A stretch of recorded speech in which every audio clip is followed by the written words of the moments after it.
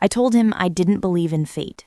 We were sitting in a coffee shop in Boston, having one of those philosophical conversations you have on a first date when you're trying to sound interesting and deep. He had just said something about how we were meant to meet, how there were no coincidences in life. And I laughed and said, I don't believe in fate. I believe in random chance and personal choice. Nothing is predetermined. He looked at me for a long moment. Then he reached into his bag, pulled out a folder, and slid it across the table. "What's this?" I asked. "A contract," he said. "I think you should read it." I opened the folder. Inside was a legal document, maybe 10 pages long, printed on expensive paper with official-looking letterhead. At the top, in bold letters, it said, "Sole Contract," between Emma Catherine Wells and the universe. Executed on the date of her birth, October 15th, 1995. "This is a joke, right?" I said. "Read it," he insisted. So I did, and what I read made my blood run cold. My name is Emma Wells. I'm 28 years old, and I work as a corporate lawyer in Boston. Or at least, I did, before I read that contract and discovered that my entire life, every choice I thought I had made, every path I thought I had chosen, had been predetermined before I was born. Let me start from the beginning, because none of this makes sense without context. I had matched with Tyler Chen on a dating app 3 weeks earlier. His profile was normal: software engineer, 30 years old, liked hiking and cooking. His photos showed a good-looking Asian American guy with a friendly smile. We messaged back and forth for a few days before deciding to meet up. The coffee shop date was fine. Normal first date conversation. We talked about our jobs, our hobbies, where we grew up. Tyler was from Seattle, had moved to Boston for work 2 years ago. He seemed nice, but not particularly memorable. Until we got on to the topic of fate. I had been telling him about a work opportunity I was considering, a job offer from a firm in New York that would mean a big salary increase, but also leaving Boston. "I'm torn," I said. "Part of me wants to take the risk and move. Part of me wants to stay where I'm comfortable." "What do you think fate has in store for you?" Tyler asked. "I don't believe in fate," I said automatically. It was something I had always believed, something my dad had taught me. "You make your own destiny," he would say. "Nothing is written in stone." That's when Tyler got that strange look on his face and pulled out the contract. I started reading it there in the coffee shop. The language was formal and legal, the kind of thing I dealt with every day at work. But the content was impossible. "This contract purports to outline the major events of Emma Catherine Wells's life," it began. "These events have been predetermined by forces beyond human understanding and are non-negotiable." Section 1 listed my birth details: date, time, location, all correct. My parents' names, the hospital where I was born, details that Tyler shouldn't have known. Section 2 was titled Major Life Events, and that's where things got disturbing. Subsection A, Emma Wells will attend Harvard Law School, graduating in 2020. I did attend Harvard Law. I graduated in 2020. Subsection B, Emma Wells will accept employment at Morrison & Hecht, a corporate law firm in Boston, beginning September 2020. That was my current employer, the firm I had been working at for 3 years. Subsection C, Emma Wells will receive a job offer from Caldwell Associates in New York in October 2023. This offer will be extended on October 12 and will include a salary of $245,000 plus benefits. It was October 10, 2023. I had received the job offer 2 days ago. The salary was exactly $245,000. "How did you get this information?" I demanded, looking up from the contract. Tyler's expression was sad. "Keep reading," he said. Subsection D, Emma Wells will meet Tyler Chen on September 22, 2023, through a dating application. Their first in-person meeting will occur on October 10, 2023. We had matched on September 22nd. This date, this coffee shop meeting, it was October 10th. "Someone is stalking me," I said, my voice rising. "You're stalking me." You put together this fake contract with information you gathered about my life. This isn't funny, Tyler." "It's not a fake contract," Tyler said. "And I'm not stalking you. I'm trying to help you understand what you are." "What I am?" I repeated. "What does that mean?"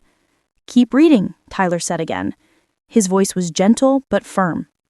Section 3 was titled Choice Points and Limitations. It explained that while major life events were predetermined, smaller decisions remained open to free will. Emma Wells maintains agency over minor decisions, such as daily routines, food preferences, social interactions, and aesthetic choices.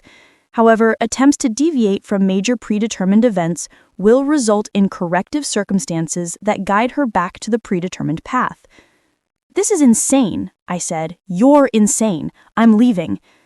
But as I stood up to leave, Tyler said something that stopped me. "The appendix. You need to see the appendix." Against my better judgment, I flipped to the back of the contract. The appendix was titled Future Events, and it listed things that hadn't happened yet. Subsection E. Emma Wells will decline the job offer from Caldwell Associates on October 14th, 2023. Subsection F. Emma Wells will experience a significant relationship development with Tyler Chen between October 2023 and March 2024. Subsection G. Emma Wells will face a choice regarding her career path in April 2024. This choice will determine whether she fulfills her greater purpose or remains in a state of comfortable mediocrity. I stared at the words. 4 days from now, apparently, I would decline the New York job offer. But I hadn't decided yet. I was still considering it. "Who wrote this?" I asked Tyler. "I don't know who originally wrote it," Tyler said, "but I was given a copy 6 months ago by someone who told me I needed to find you." "Someone told you to find me?" I asked. "Who?"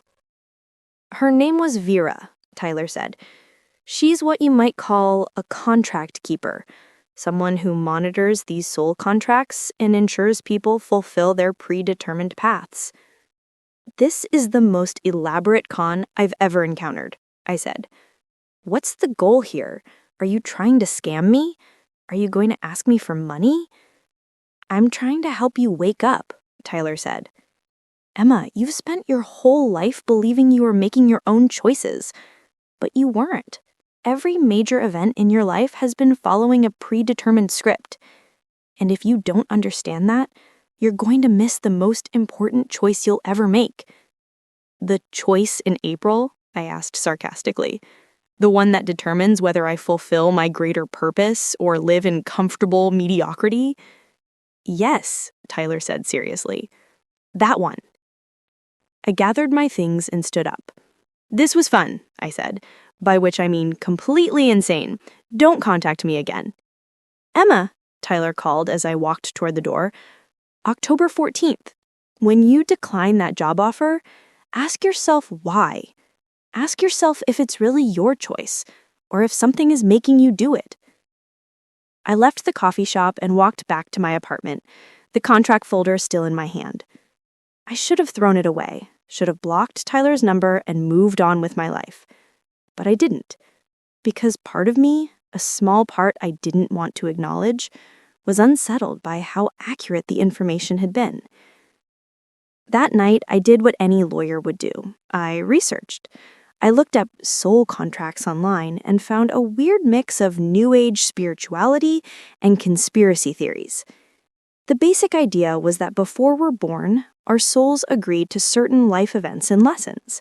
These agreements are written in cosmic contracts that guide our paths. It was nonsense, obviously, but I kept reading.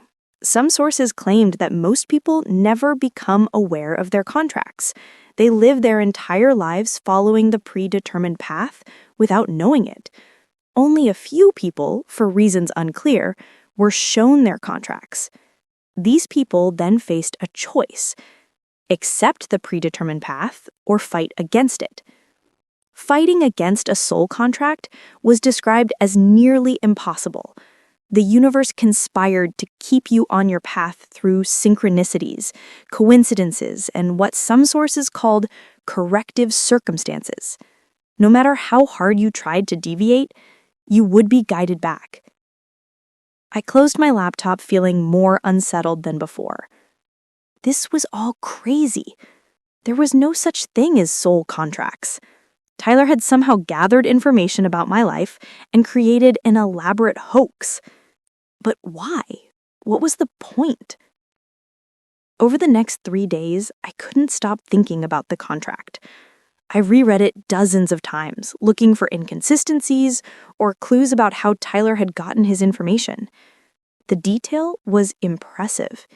It included things that weren't in any public records: my exact class rank at Harvard, the specific case I had worked on during my first week at Morrison and Hecht, a health scare I had in college that I never talked about.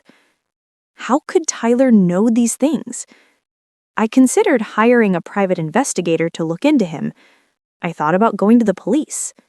But I didn't do either because October 14th was approaching, and I wanted to see if the contract was right. Would I really decline the New York job offer? The offer from Caldwell Associates was good, really good. It was the kind of opportunity most lawyers my age would kill for. Better salary, more prestigious firm, chance to work on bigger cases. Every logical reason said I should accept it. But I kept finding reasons to delay my decision. The apartment search in New York seemed overwhelming. The cost of living was so high. I would be leaving my friends in Boston. My family was in Massachusetts. Moving to New York would mean seeing them less often. On the morning of October 14th, I woke up knowing I was going to decline the offer. I couldn't explain why. All the logical reasons for accepting hadn't changed, but something inside me, some instinct or feeling I couldn't name, was pulling me toward staying in Boston. I called the recruiter from Caldwell Associates at 10 a.m. "I'm so sorry," I said, "but I've decided to stay with my current firm." The recruiter was disappointed but professional. She thanked me for considering the offer and said to keep in touch. After I hung up, I sat at my kitchen table staring at the contract. Subsection E. Emma Wells will decline the job offer from Caldwell Associates on October 14th, 2023. It had been right. I had just done exactly what the contract predicted. But that didn't mean anything, I told myself. I had made that choice. I had weighed the pros and cons and decided staying in Boston was better. The contract hadn't made me do it, except a small voice in my head kept asking, "Are you sure? Are you sure that feeling pulling you toward Boston wasn't corrective circumstances guiding you back to your predetermined path?" I called Tyler that afternoon. "We need to talk," I said. "I thought you might call today," Tyler said. He didn't sound smug or satisfied. He sounded sad. "Meet me at the same coffee shop. 1 hour." When I arrived, Tyler already had a coffee waiting for me. He had ordered it exactly how I liked it. Oat milk latte with an extra shot. "I never told you how I take my coffee," I said, sitting down. "I know," Tyler said. "The contract has an appendix of minor details. Your coffee preference is listed." "Show me," I demanded. Tyler pulled out his phone and showed me a document. It was like the contract, but longer, more detailed. It listed my clothing size, my favorite foods, my preferred sleeping position, things that were technically observable, but that Tyler had no reason to know. "This is too much information," I said. "This crosses into actual stalking." "I didn't gather this information," Tyler said. "I was given it." "By Vera." "The contract keeper?" "Yes," Tyler said. "Do I get to meet her?" I asked. "Do I get to talk to the person who apparently knows everything about my life?" "You can meet her," Tyler said. "But first you need to understand something. This isn't just about you." "What do you mean?" I asked. "There are thousands of people with active soul contracts," Tyler explained. "Most of them never know. They live their lives following the predetermined path, never questioning it. But some people, like you, are shown their contracts." "Why?" I asked. "Why me?" "Because you have a choice coming," Tyler said. "The one in April. And that choice is significant enough that you need to be aware of it. Aware so I can make the right choice? I asked. Aware so you can make an informed choice, Tyler corrected. The contract doesn't say which way you'll choose in April. It just says you'll face a choice that determines your path. So it's not completely predetermined, I said. Some things are left open. The major milestones are set, Tyler said. But how you navigate them, what you learn from them, those things have flexibility. And certain choices, rare ones, are completely open. They're called fork points, moments where the soul gets to genuinely choose between two significantly different paths. April is your fork point? I asked. April is your fork point, Tyler confirmed. What's the choice about? I asked. The contract doesn't say, Tyler admitted. It just marks April 24 as a significant decision point related to your career and purpose. So I have to wait until April to find out what this is all about? I asked. You have to live your life until April, Tyler said. And in the meantime, you'll start to notice the patterns, the way things align, the way corrective circumstances work, the way your predetermined path unfolds, whether you want it to or not. Over the next few weeks, I became obsessed with the contract. I tested it constantly, trying to deviate from what it predicted. The contract said I would maintain my current exercise routine of running 3 times per week. I decided to stop running entirely. By the end of the first week, I felt so restless and anxious that I couldn't sleep. By the end of the second week, I was so uncomfortable in my own skin that I started running again just to feel normal. Corrective circumstances, Tyler said when I told him. Your body was making you miserable until you got back on the predetermined path. The contract said I would attend my college roommate's wedding in November. I decided to skip it, telling her I had to work. The day before the wedding, my boss surprised me by giving me the day off. A case I was supposed to handle got postponed. There was literally no reason I couldn't go to the wedding anymore. I ended up going, and while I was there, I ran into an old professor who mentioned a legal project he thought I would be perfect for. A project that, Tyler later pointed out, was likely connected to my April choice. Every time I tried to deviate from the contract, something would happen. Not dramatic or obvious, just small circumstances that made the predetermined path easier, and any other path harder. It was like the universe was a gentle but firm parent, guiding me back whenever I wandered too far. I finally met Vera in December. Tyler arranged the meeting at a bookstore in Cambridge. She was older, probably in her 60s, with silver hair and sharp eyes. She looked like someone's grandmother, not like someone who managed cosmic contracts. "You've been testing the contract," Vera said as soon as we sat down. It was a statement, not a question. "I have," I admitted. "Why bother? If everything is predetermined, why show me the contract? Why not just let me live my life in ignorance?" "Because ignorance isn't always bliss," Vera said. "And because your fork point requires awareness. You can't make an informed choice if you don't understand what you're choosing between." "So explain it to me," I said. "Explain how this works. Why do these contracts exist?" Vera smiled. "That's a bigger question than you realize. But I'll try to give you the short version. Before you're born, your soul meets with guides and agrees to certain experiences, lessons you want to learn, growth you want to achieve. These agreements are written into a contract. Most of the contract is about general themes and challenges, but there are also specific events, relationships, circumstances that are set in stone because they're necessary for your growth. "So I chose this?" I asked. "Before I was born, I agreed to all of this?" "You chose the general path," Vera said. "The specific details were filled in by forces that understand the full complexity of how billions of lives intersect. Think of it like this. You chose to learn certain lessons. The contract is the curriculum designed to teach you those lessons most effectively." "What lessons am I supposed to be learning?" I asked. "That's for you to discover," Vera said. "But I can tell you this. Your contract is unusual. Most people have simple contracts with a lot of flexibility. Yours is very specific, very structured. That suggests your soul chose a challenging path with high potential for growth. Or high potential for failure, I said. That too, Vera agreed. The fork point in April, I said. Can you tell me anything about it? I can tell you what I know, Vera said, which isn't much. Your contract marks April 2024 as a decision point between two paths.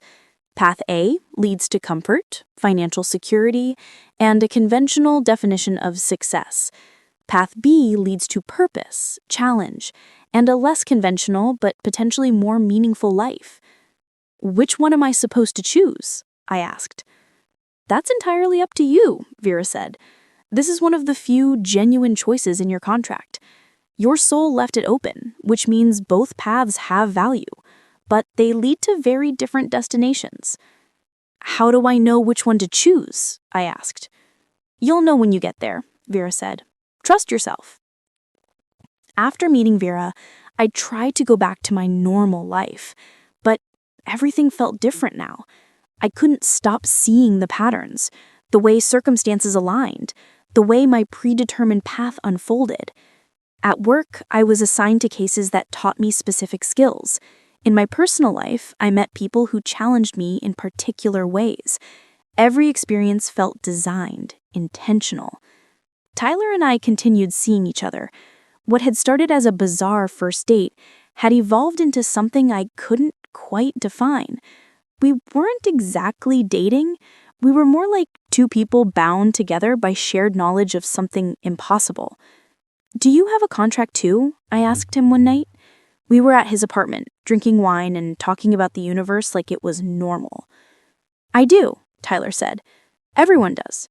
But mine isn't as detailed as yours. And I don't have any fork points coming up. Did you know about me before we matched? Before September 22nd? Vera told me I would meet someone important in late September, Tyler said. She gave me your contract and told me to find you. She said you would need help understanding what you were. So this whole thing, our meeting, it was predetermined for you too, I said. It was guided, Tyler confirmed. But Emma, what I feel for you isn't because of some contract. I've gotten to know you over these months. The real you. And I care about you. I wanted to believe him, but how could I know what was real and what was predetermined? How could anyone know? January came and went. February passed. March arrived, and I started feeling anxious about April. The fork point was coming, and I still had no idea what the choice would be. Then, on April 3rd, everything became clear. My boss called me into her office. Emma, she said, I have an opportunity I want to discuss with you. She explained that the firm was starting a new pro bono division.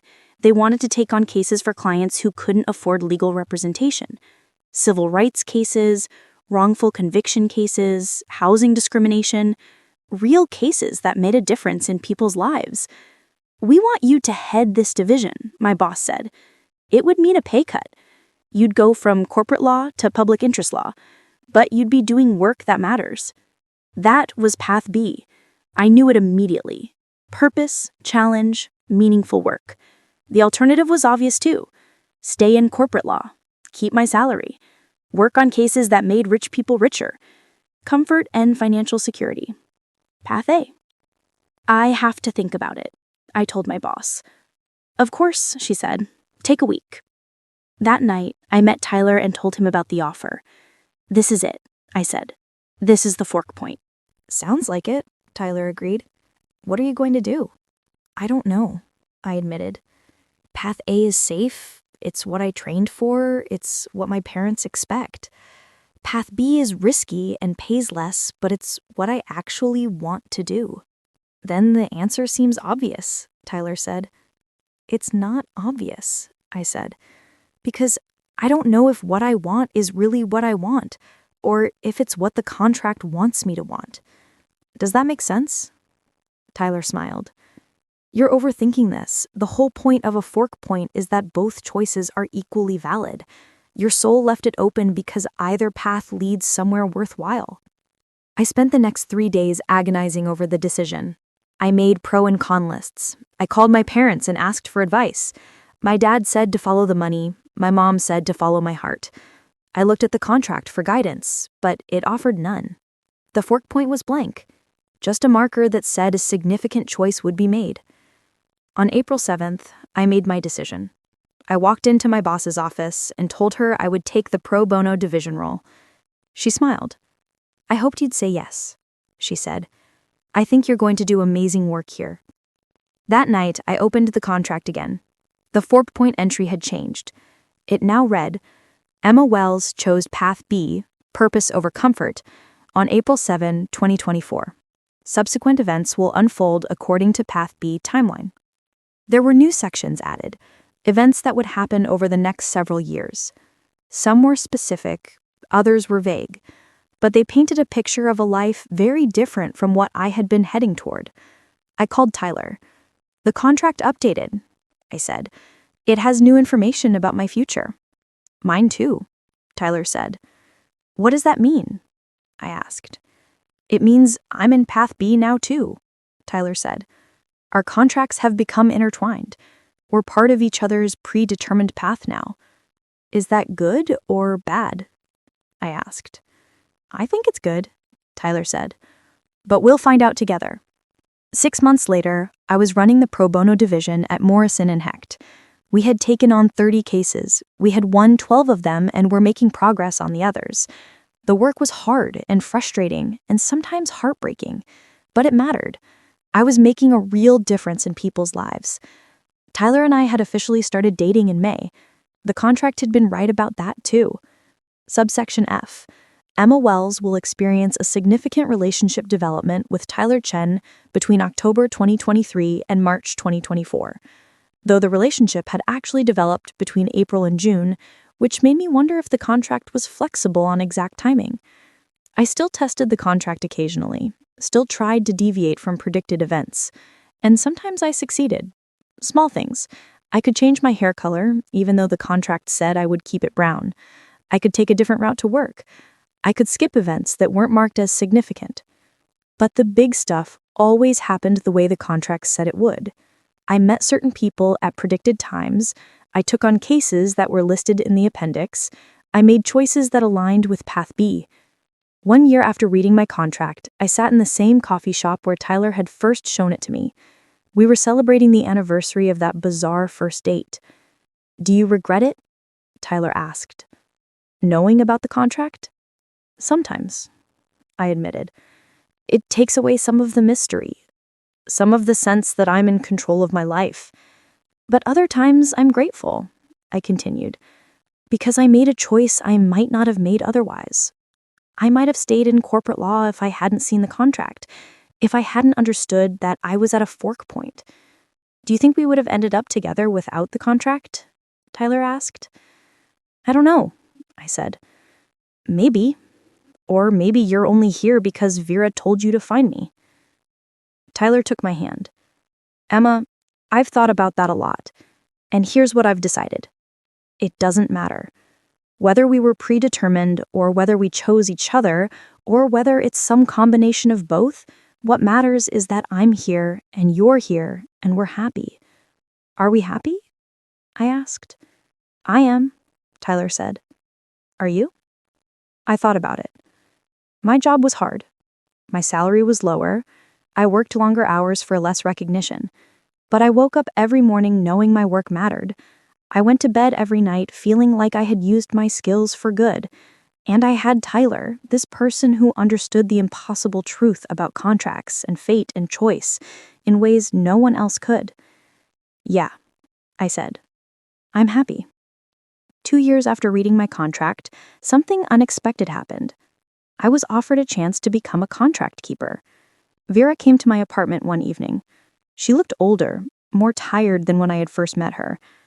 "I'm retiring. This work takes a toll. Keeping track of all these contracts, finding the people who need to be awakened, it's exhausting. I need someone to take over." "You want me to become a contract keeper?" I asked. "You understand what these contracts are. You understand how they work, and you've successfully navigated your own fork point. That makes you qualified to help others do the same. What does it involve? I asked. Monitoring contracts that are coming up on fork points, Vera explained. Finding the people who need to be awakened, showing them their contracts, guiding them through the decision process, but not deciding for them. Never deciding for them. How many contracts would I be responsible for? I asked. Hundreds, Vera said. Maybe thousands eventually. People all over the country, all over the world. You would need to be available, to travel sometimes, to be on call for people in crisis. It sounds like a lot, I said. It is, Vera agreed. But it's also important. These fork points, these choices, they matter. Not just for individuals, but for the whole world. Every choice someone makes ripples outward, affects other contracts, shifts the collective path. Can I think about it? I asked. Of course, Vera said. But Emma, I should tell you, this was in your contract. In the Path B timeline, there's a notation for September 2025. It says you'll be offered an opportunity to serve a larger purpose. This is that opportunity. So it's predetermined, I said. If I'm on Path B, I become a contract keeper. The offer is predetermined, Vera said. What you do with it is up to you. After Vera left, I looked at my contract. She was right. There in the Path B timeline was a note about September 2025. The details were vague, but the implication was clear. This was meant to happen. I talked to Tyler about it. This could change everything, I said. If I become a contract keeper, I'll be traveling all the time. I'll be responsible for all these other people's lives. I'll be busier than ever. It also means you'll be helping people, Tyler pointed out, doing for others what Vera did for you. I know, I said, but is that what I want, or is that what the contract wants me to want? Tyler smiled. You're asking that question again. I can't help it, I said. How do I know what's really my choice? Maybe you don't, Tyler said. Maybe that's okay. Maybe the point isn't to know for certain. Maybe the point is to make choices that feel right and trust that your life will unfold the way it's supposed to. That's very zen of you, I said. I've been hanging out with contract keepers for 2 years, Tyler said. It rubs off. I took the job. On October 1, 2025, I officially became a contract keeper in training under Vera. She taught me how to identify people approaching fork points, how to find them, how to show them their contracts, how to guide without controlling. My first case was a woman named Sarah in Chicago. She was 35, working a corporate job she hated, approaching a fork point where she could either stay on her safe path or take a risk on starting her own business. I flew to Chicago, found Sarah at her favorite coffee shop, and slid a contract across the table, just like Tyler had done to me 2 years ago. Sarah's reaction was similar to mine. Disbelief, anger, confusion, but she read the contract. And when she got to her fork point, she understood. Thank you, she said when we met again a week later. I needed to see this. I needed to know I was at a crossroads. What are you going to do? I asked. I'm going to start the business, Sarah said. I'm terrified, but I'm going to do it. That's Path B, I asked. That's my path, Sarah said. Whichever letter it has doesn't matter. It's the path that feels right. Over the next year, I helped 12 people navigate their fork points. Each case was different. Each person had unique circumstances, unique choices. But they all shared one thing. The relief of understanding that their confusion, their sense of being pulled in different directions, it was real. It was written in their contracts. They weren't crazy or indecisive. They were at genuine crossroads. My second case was particularly difficult. A man named Marcus in Portland who was approaching a fork point about whether to stay with his wife or leave her for someone he had fallen in love with. His contract showed both paths clearly. Path A, stay with his wife, maintain stability, experience moderate happiness with occasional regret. Path B, leave for the new relationship, experience intense passion, followed by significant challenges and eventual growth into a different version of himself. I can't tell you which to choose, I told Marcus. Both paths are valid. Both lead somewhere. You need to decide which kind of life you want. I don't want to hurt anyone, Marcus said, but I'm miserable in my marriage. Then you already know your answer, I said. The contract isn't making you leave. It's just showing you that leaving is an option with its own consequences. Marcus chose path B. He left his wife. 6 months later, he contacted me to say thank you. The new relationship hadn't worked out, but leaving his marriage had forced him to confront things about himself he had been avoiding. He was in therapy. He was growing. He was becoming someone he actually liked. That's path B, he said. It's harder, but it's real. My third case was a teenager named Zoe who was only 17 but already at a major fork point about college. Path A was attending an Ivy League school her parents wanted. Path B was taking a gap year to pursue art, something her parents thought was a waste of time. She's so young, I said to Vera. Is it normal to have fork points this early? Some souls pack a lot into a short timeline, Vera said. Zoe's contract suggests she's an old soul with ambitious growth goals. She needs to make this choice now because it sets the trajectory for everything else. I met Zoe at a park in Denver. She was skeptical at first, like I had been, but when she read her contract and saw how detailed it was, how accurate about her life so far, she broke down crying. I thought I was going crazy, Zoe said.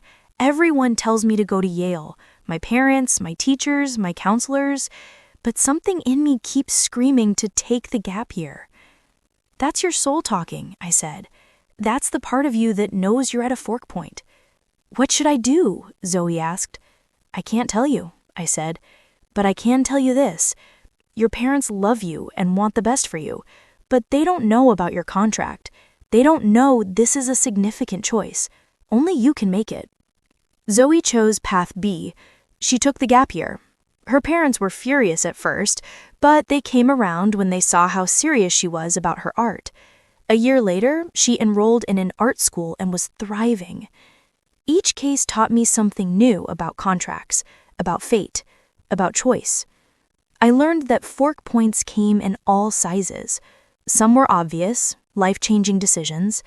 Others seemed small but had huge ripple effects. I learned that most people, when shown their contracts, chose path B, the harder path, the path with more growth. Something about seeing the choice written out made people brave. I learned that corrective circumstances were real and relentless. People who tried to fight their contracts found themselves pushed back to their paths through illness, accidents, opportunities that appeared or disappeared. The universe was gentle, but firm. I also learned that I wasn't alone in this work. There were dozens of contract keepers around the world. We had a private network where we shared cases, asked for advice, supported each other through difficult situations. Some contract keepers had been doing this for decades. Others, like me, were new. But we all shared the same strange knowledge and the same commitment to helping people navigate their paths. One case that particularly stuck with me involved a woman named Dr. Patricia Hall, a successful surgeon in her 50s. Her fork point was about early retirement. Path A, continue her successful career for another 15 years. Path B, retire now and dedicate herself to medical missionary work in developing countries. I met Patricia at a hospital cafeteria in Philadelphia. She was between surgeries, still in her scrubs, exhausted but alert. A contract, she said, reading the document I had given her. You're saying my entire life has been predetermined? The major events, yes, I said, but you have flexibility in how you navigate them. And right now, you're at a fork point.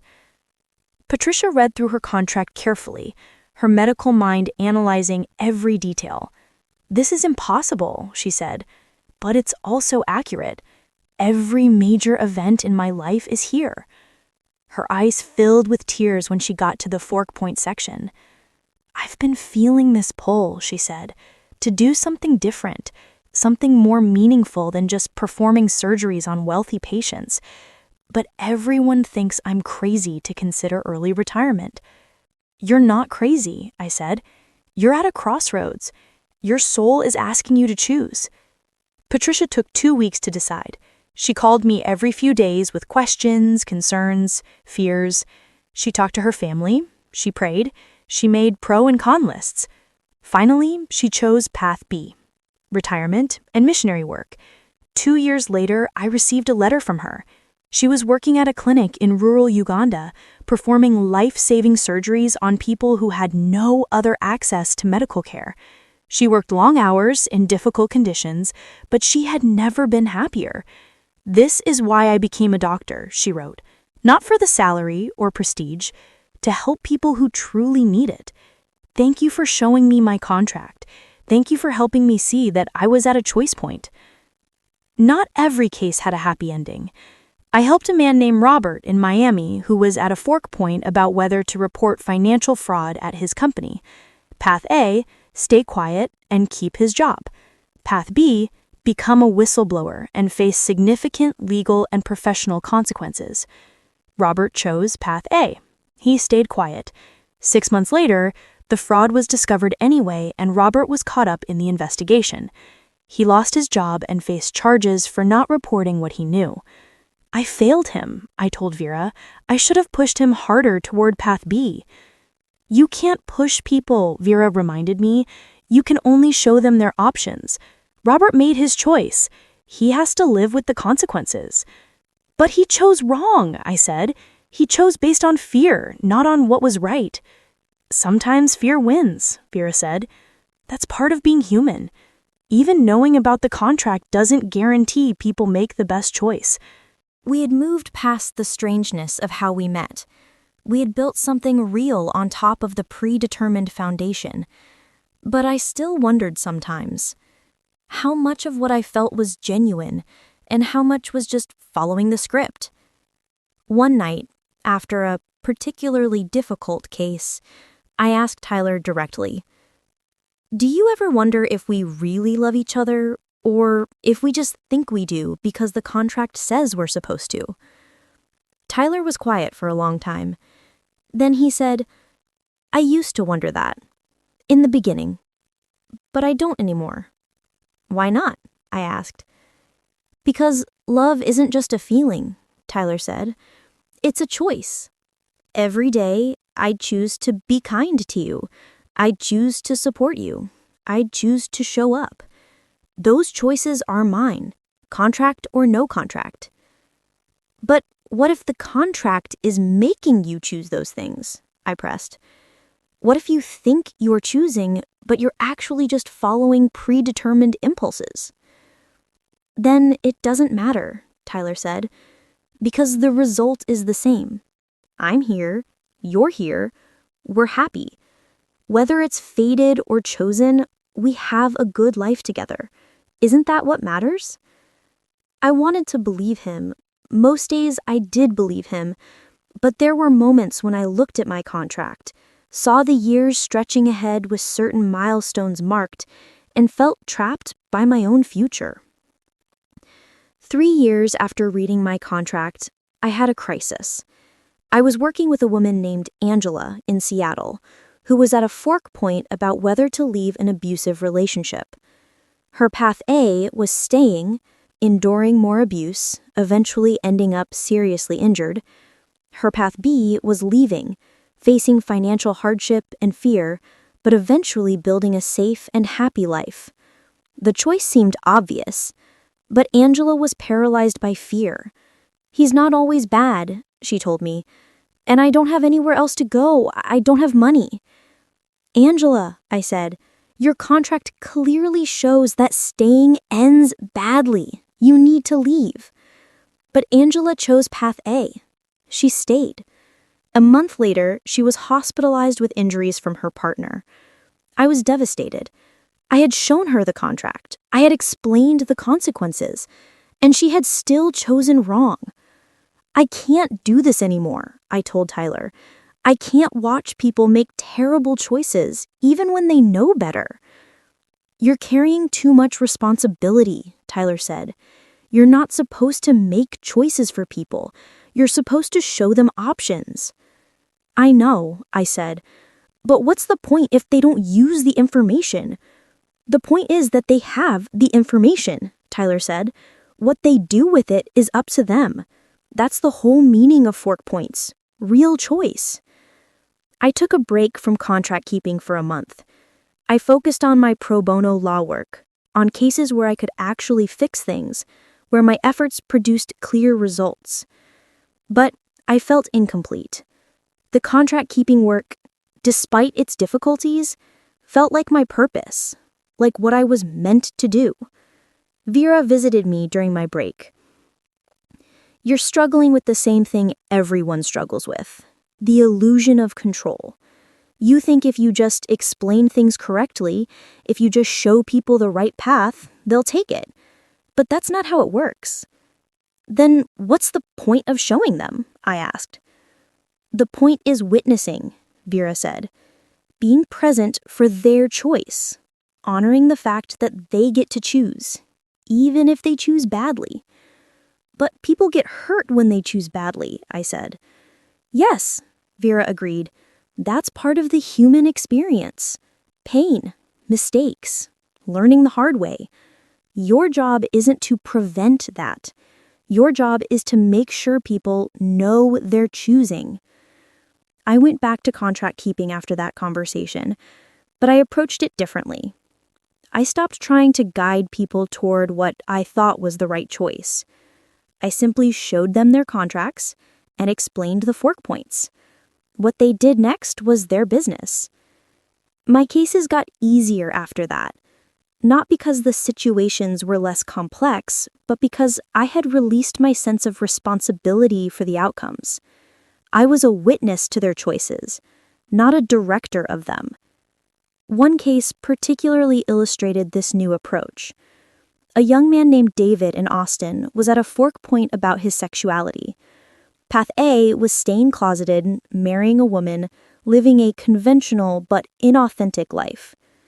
Path B was coming out, facing family rejection, but eventually finding authentic love and community.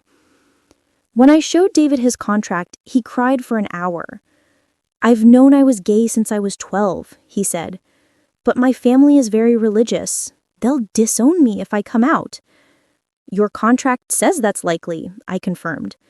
Path B involves significant family conflict. So I should stay closeted? David said. That's the safe choice. I didn't answer. It's not my job to tell you what to do, I said. I'm just here to show you that you're at a choice point, that both paths lead somewhere. You get to decide which somewhere you want. David chose path B. His family did disown him, just as the contract predicted, but he also found a community of chosen family. He met someone he loved. He built a life that felt true to who he was. A year later, he sent me a message. Path B was brutal, he wrote. Losing my family almost killed me. But I'm alive in a way I never was before. I'm me. Thank you for showing me I had a choice. These messages from people I had helped, they kept me going. They reminded me why this work mattered, even when it was hard. Tyler proposed 3 years after our first date. We were hiking in the White Mountains, one of our favorite places. The view stretched out below us, autumn colors painting the landscape. Emma Wells, he said, getting down on one knee. I know we met in the strangest way possible. I know we've both been living with knowledge that most people don't have. But I also know that what I feel for you is real. Will you marry me? I said yes without hesitation. For once, I didn't check the contract first. I didn't care what it said about our future. I wanted to marry Tyler because I loved him, contract or no contract. We got married in May. Small ceremony, just close friends and family. Vera was there, smiling knowingly. A few of the people I had helped came too. It felt right, like a celebration not just of my relationship with Tyler, but of everything I had learned about choice and fate and the space where they meet. After the wedding, I finally looked at that section of my contract. It listed May 2026 as a significant relationship milestone, but it didn't specify what the milestone was. The contract had left that detail open to my choice. I had chosen marriage, and reading that, seeing that flexibility, I felt a wave of peace. The contract wasn't a prison, it was a framework, and within that framework, I had room to make my life my own. 4 years after reading my contract, I was fully established as a contract keeper. I had helped over 100 people navigate fork points. Some chose path A, some chose path B. Some made choices that seemed right at the time, but led to regret. Others made choices that seemed wrong, but led to growth. The work taught me humility. I learned to trust people's own wisdom, their own inner knowing. I learned that my job was to provide information, not direction. I learned that witnessing someone's choice was sacred work, even when they chose differently than I would have. Tyler faced his own fork point in 2027, just as his contract predicted. His choice was between staying in software engineering or going back to school to become a therapist. "You'd be good at that," I told him. "You've been living with contract knowledge for years. You understand how to help people navigate impossible information." "But it's a big change," Tyler said. "Less money, more school, starting over in a new career." "Path B usually is," I said, smiling. Tyler chose Path B. He enrolled in a graduate program in counseling psychology. He worked with me sometimes, helping people process the emotional impact of learning about their contracts. We became a team. My role was showing people their contracts. Tyler's role was helping them emotionally process what they learned. 5 years after reading my contract, I sat in that coffee shop where it all began. Tyler was with me, and we were reading through our contracts together, something we did every year on the anniversary of that first date. "Look at this," Tyler said, pointing to a section in his contract. "There's a notation for 2029. It says we'll face a joint decision about expanding our family. Are you ready to read that far ahead?" I asked. "I don't know," Tyler admitted. "Part of me wants to know. Part of me wants to leave it as a surprise." "We can close it and not look," I said. "We can live our lives and let that decision come when it comes." Tyler closed the contract. "Let's surprise ourselves," he said. My phone buzzed. A message from someone who needed help. Another person approaching a fork point. "I have to go," I told Tyler. "Another case?" Tyler asked. "Always another case," I said.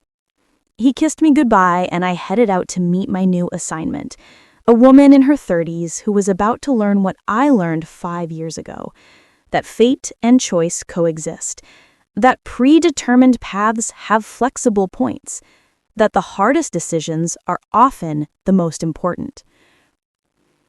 As I walked to meet her, I thought about my own journey, from someone who didn't believe in fate to someone who helped others understand their fated paths, from someone who thought free will was everything to someone who knew that sometimes the universe has a plan.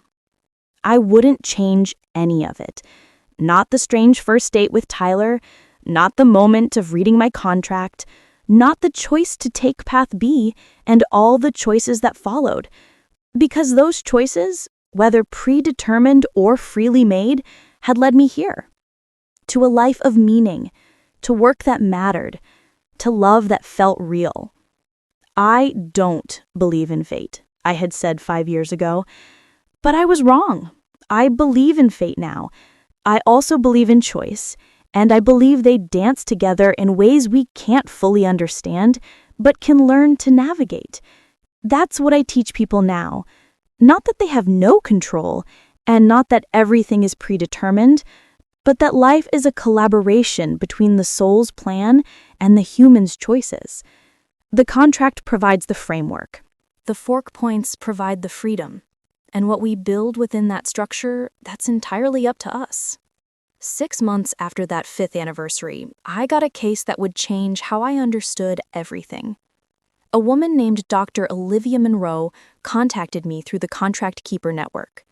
She was 52 years old, a professor of philosophy at MIT, and she was at what her contract called a terminal fork point. Terminal? I asked Vera when I reviewed the case. What does that mean?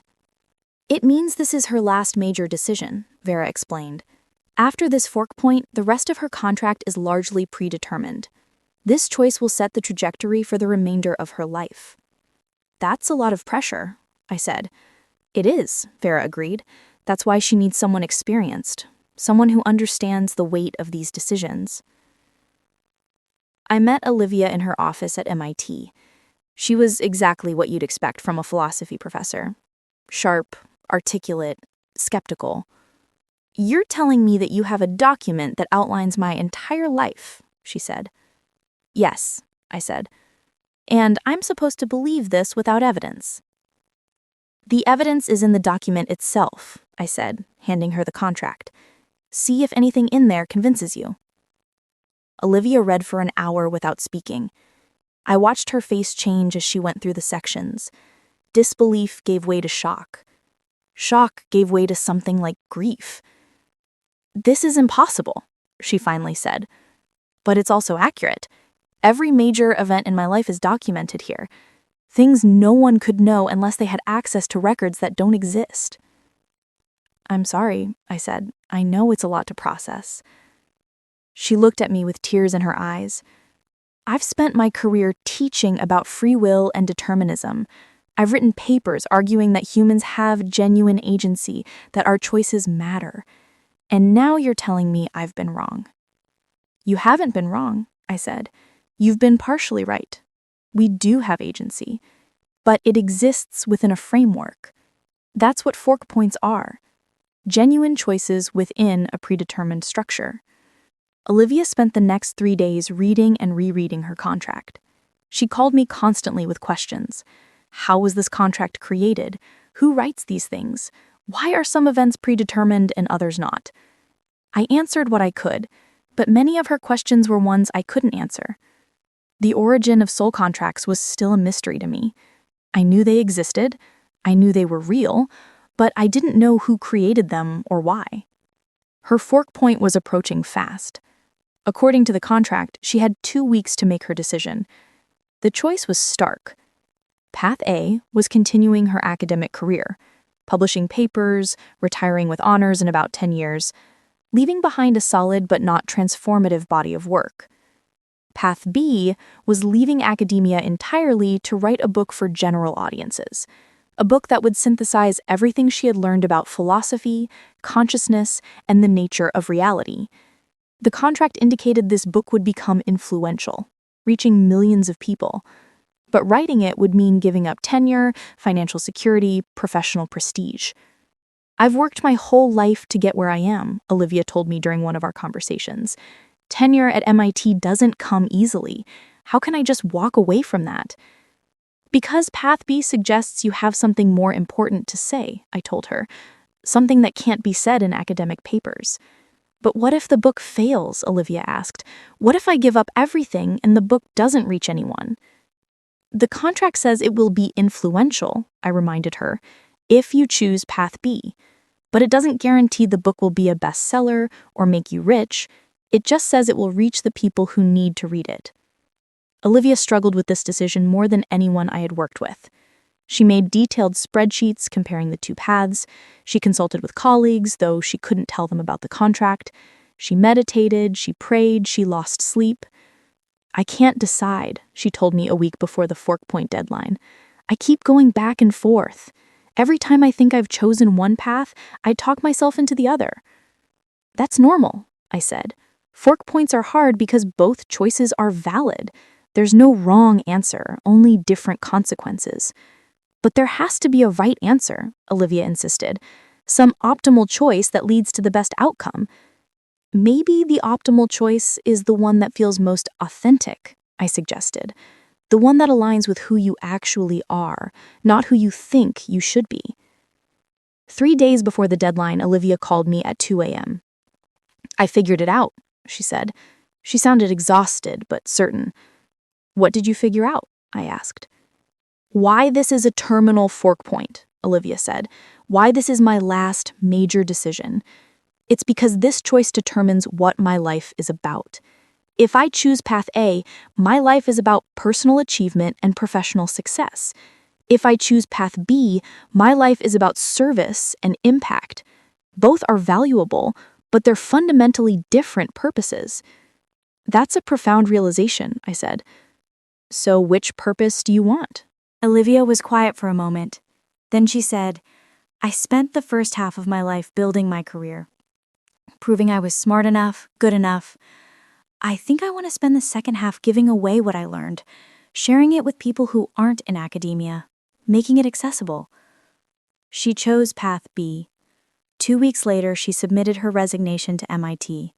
Her colleagues thought she was having a breakdown. Her family thought she was making a huge mistake.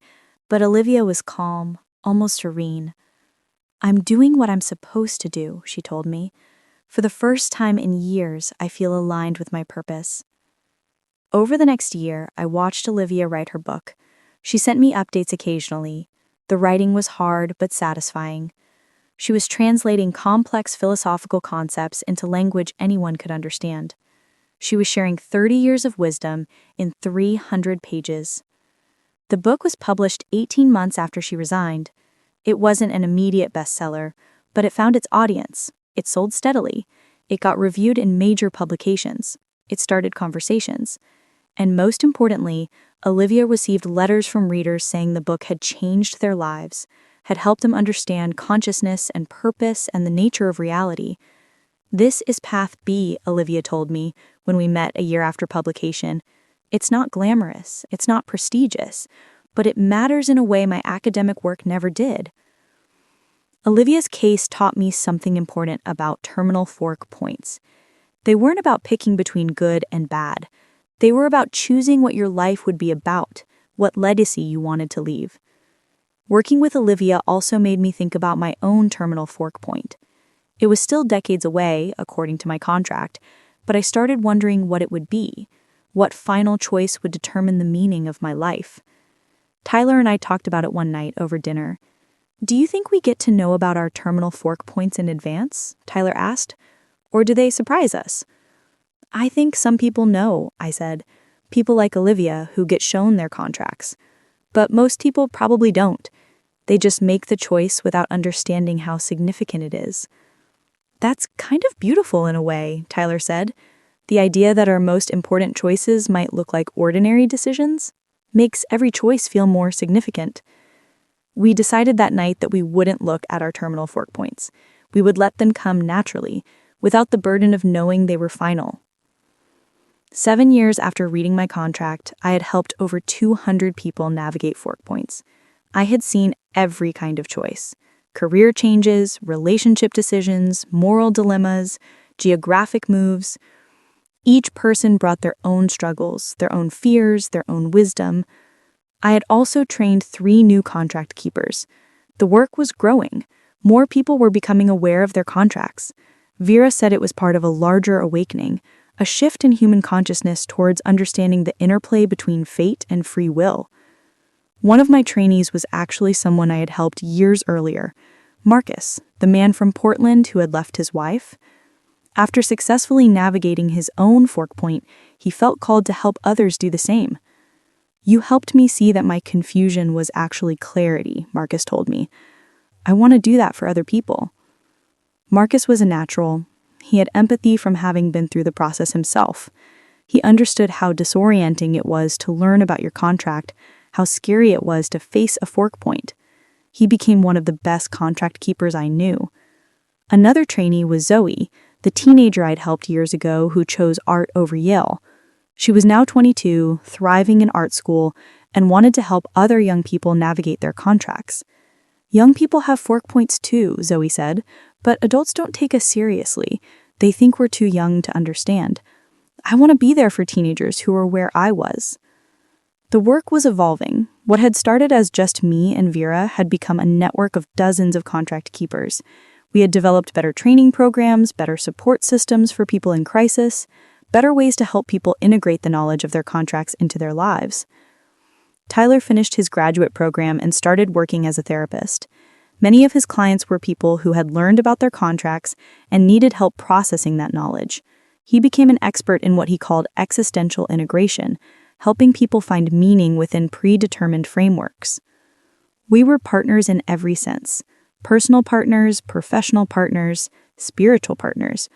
We had built a life that honored both the contract and our choices within it. 8 years after reading my contract, we decided to have a baby. This wasn't marked in the contract as a fork point.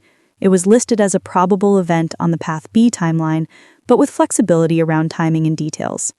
"We can choose when," I said to Tyler. "The contract doesn't specify." "So this is genuinely our choice," Tyler said. "One of the small ones that's entirely up to us." We chose. And 9 months later, our daughter was born. We named her Maya, which means illusion in Sanskrit.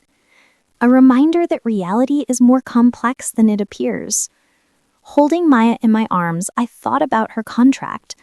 Somewhere in some cosmic filing system, there was a document outlining her major life events, her fork points, her terminal choice. But I would never read it.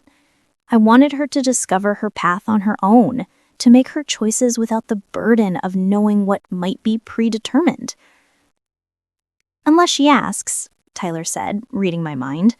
"If someday she comes to us and says she needs to see her contract, we help her find a contract keeper." I agreed. Maya would have agency over whether she knew about her contract. That choice, at least, would be entirely hers. 9 years after reading my contract, I had a conversation with Vera that changed my understanding of everything.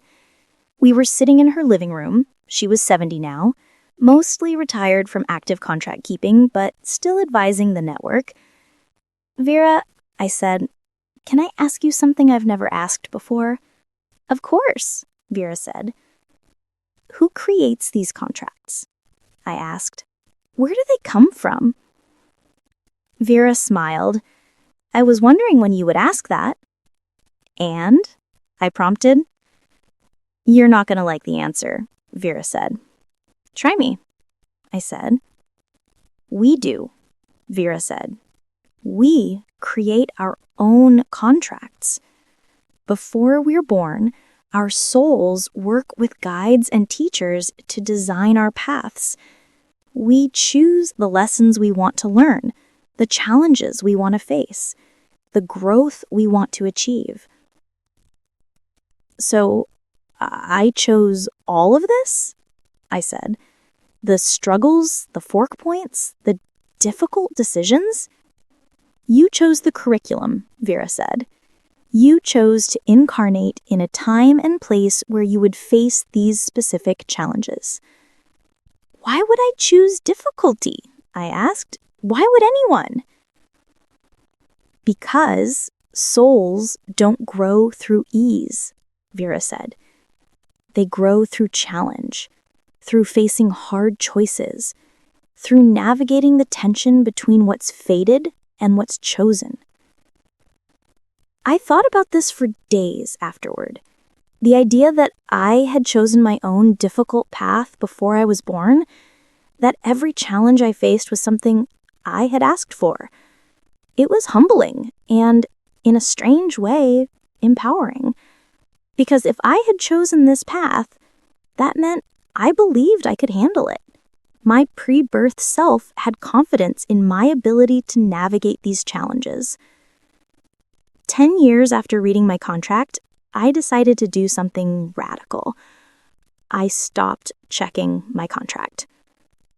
I had been reading it regularly, reviewing upcoming events, preparing for what was coming, but I realized this was robbing me of something important: the ability to be surprised, to be present, to experience life as it unfolded rather than as I anticipated it. I told Tyler about my decision. "Are you sure?" he asked. "What if something important is coming and you're not prepared?" "Then I'll handle it when it comes," I said, like most people do, like I would have if I had never seen the contract. Tyler thought about it. Then he said, "I think I'll do the same. Let's live the next 10 years without checking. Let's see what happens when we don't know what's coming. We put our contracts in a safe deposit box. We told ourselves we could access them in emergencies, but otherwise they would stay locked away. The first few months were hard.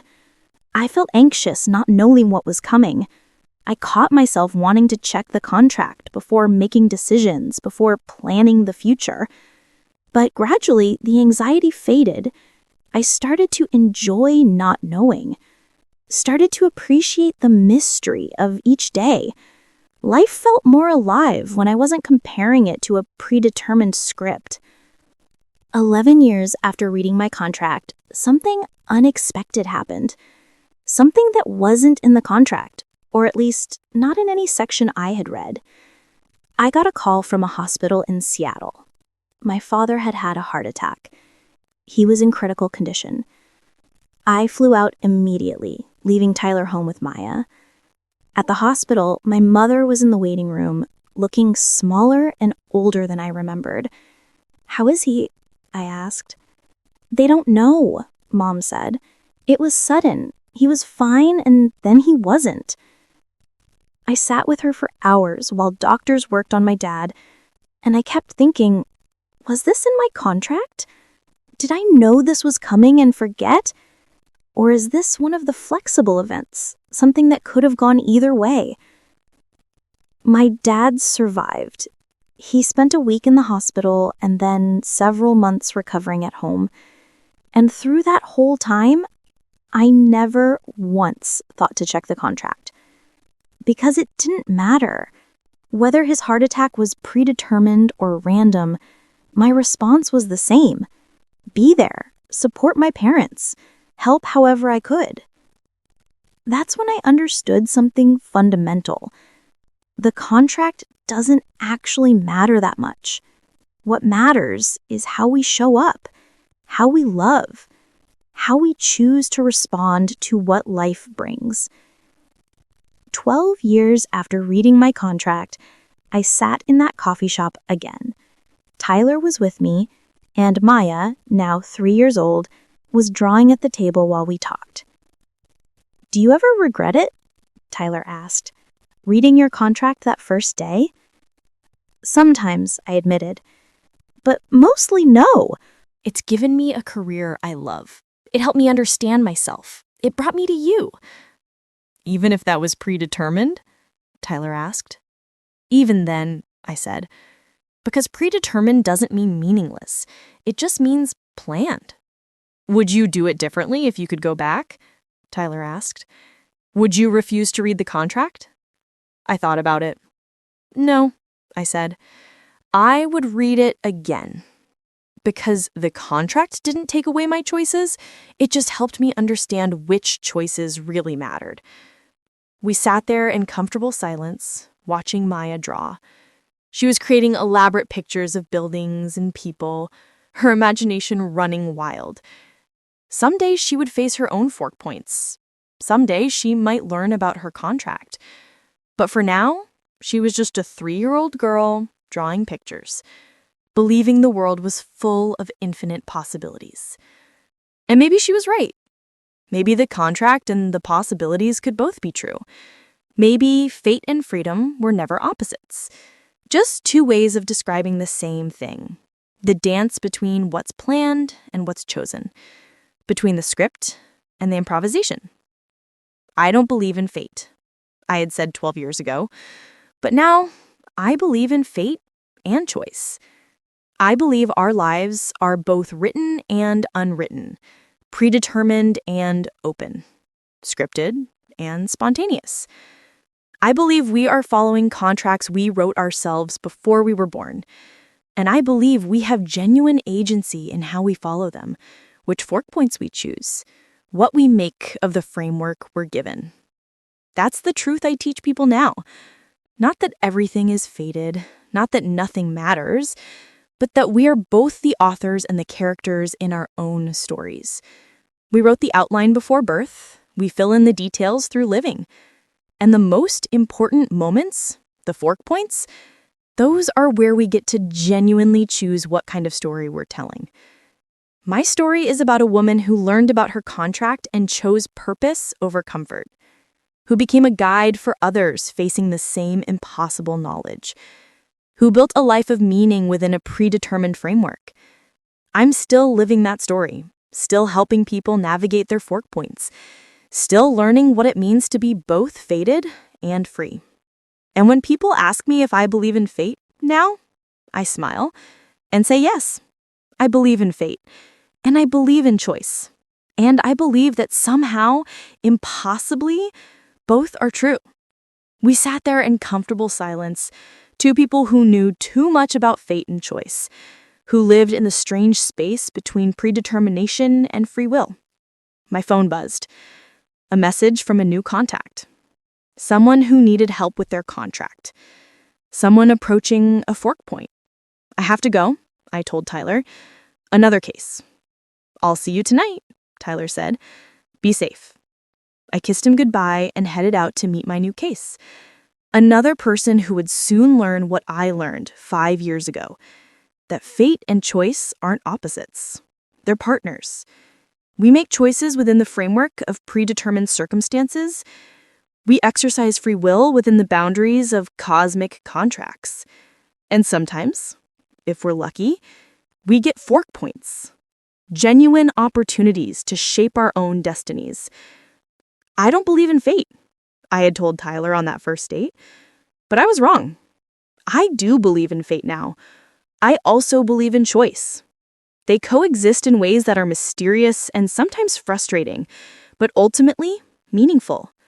Because knowing about my contract didn't take away my agency, it gave me perspective. It helped me understand that the choices that felt hardest, that pulled me in conflicting directions, those were the real choices, the ones that mattered, the ones that would shape the rest of my life. And when faced with those choices, I picked purpose over comfort, meaning over money, growth over safety. Maybe that was predetermined. Maybe my soul chose that path before I was born. Or maybe I chose it in that moment, exercising my free will in the space the universe left open. I don't know which it was, but 5 years later, living the life I'm living, I'm grateful for both the fate and the choice, for the contract that mapped my path and for the fork points that let me walk it on my own terms. Did you like my story? Which city are you listening from? Let's meet in the comments.